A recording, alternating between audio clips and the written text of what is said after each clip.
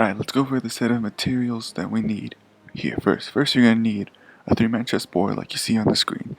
Now, there are many different 3-man chessboards. There's a circle one, and there's one that looks like mine except some of the edges are cut off, which is kind of weird. But for this video, I'm using this board. Looks kind of like a hexagon, like a stop sign. So this is the board I'm going to use. You can buy this online and with the chess pieces and everything. So just be aware of that. If you have any other board, the moves that I'm going to show you are not going to work. Now, you're going to need this board, and you're also going to need 3 sets of chess pieces: white, black, and red. Now once you have all this, you are ready to go.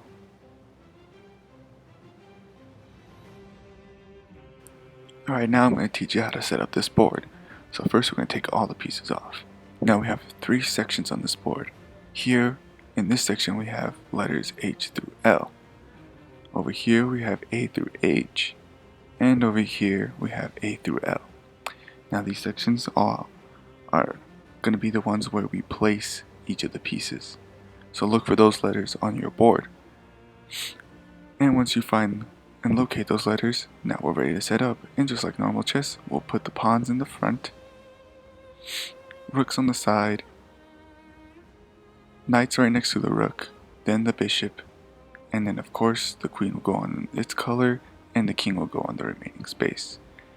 Now you may be wondering though, what happens with the red piece? Of course there's no red square, so the queen cannot go on its own color. Well, in that case, the queen will just go on its left and the king will go on the right. It's just that simple, but for the black and white pieces, make sure the queen goes on its color. Now that we have it set up, we're ready to learn how each piece moves along this board.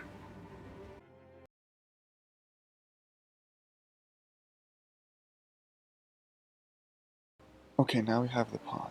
The pawn, as you already know in regular chess, can move forward and attack diagonally.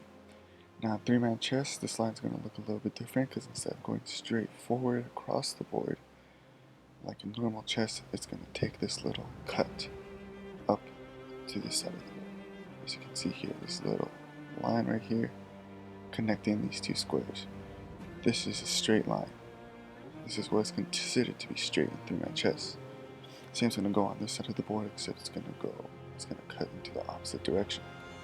Now it doesn't matter which side of the board you're looking at, this side of the board or this side of the board, it's going to look the same.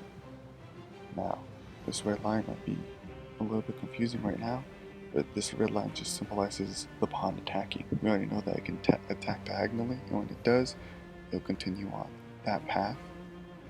But when it crosses to the other side of the board, it has 2 valid ways it can move. It can continue along the path this way, or it can move straight up the board.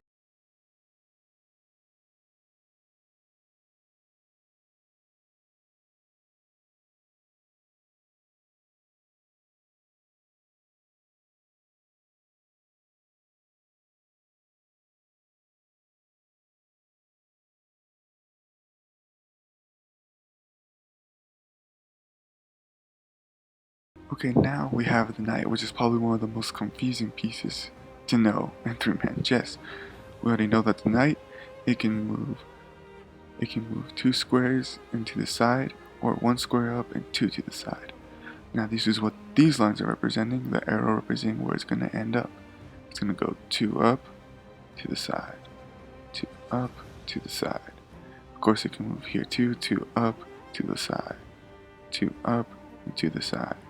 Same over here, 2 up to the side, 2 up to the side, 2 up to the side, 2 up to the side.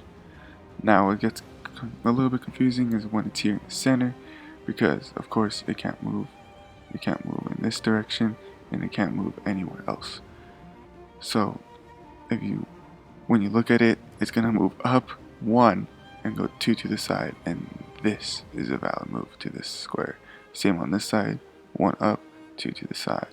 Now, if it was on the opposite, say right here, it'd be 1 up and then 2 to the side, so it'll end up there. If it was here, it'd be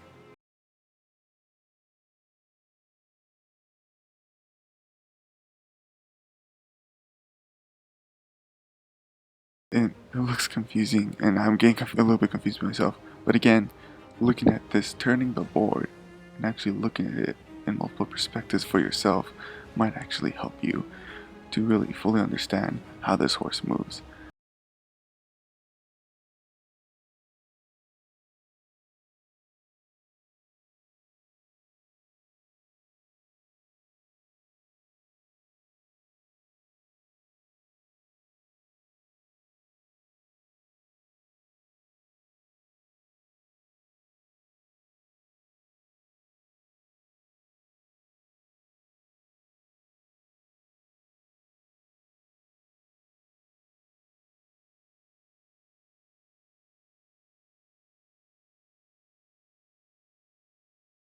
It's going to be going kind of in the curve form. Now, when it gets here to the center, it can split into two opposite directions, going across the board or up in the, or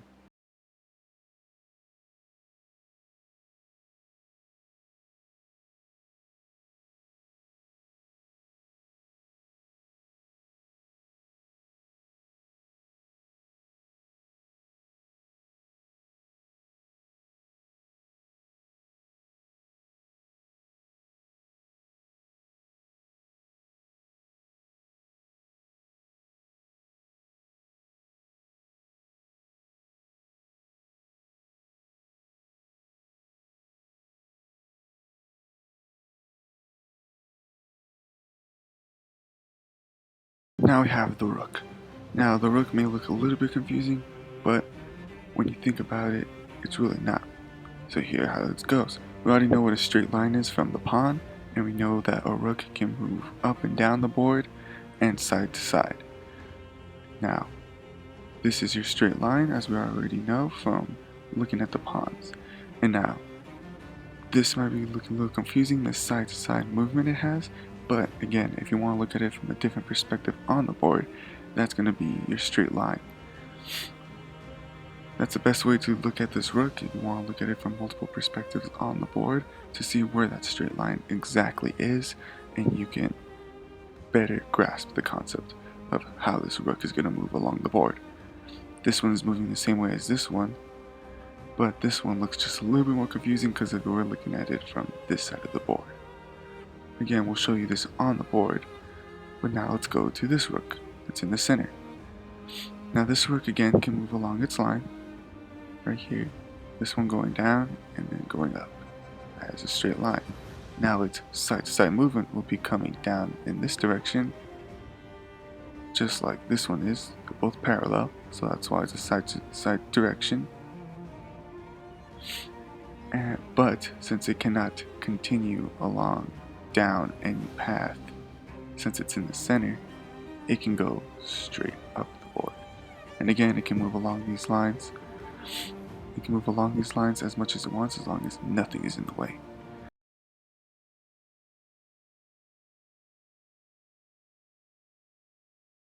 Now we have the queen. And the queen, if you know how the rook and the bishop move, you essentially already know how this queen is going to move. In regular chess, it can move up and down along the board just like a rook, and it can move diagonally across the board like a bishop. Same for three-man chess. It can move along its straight line just like a rook as much as it wants, as long as nothing is in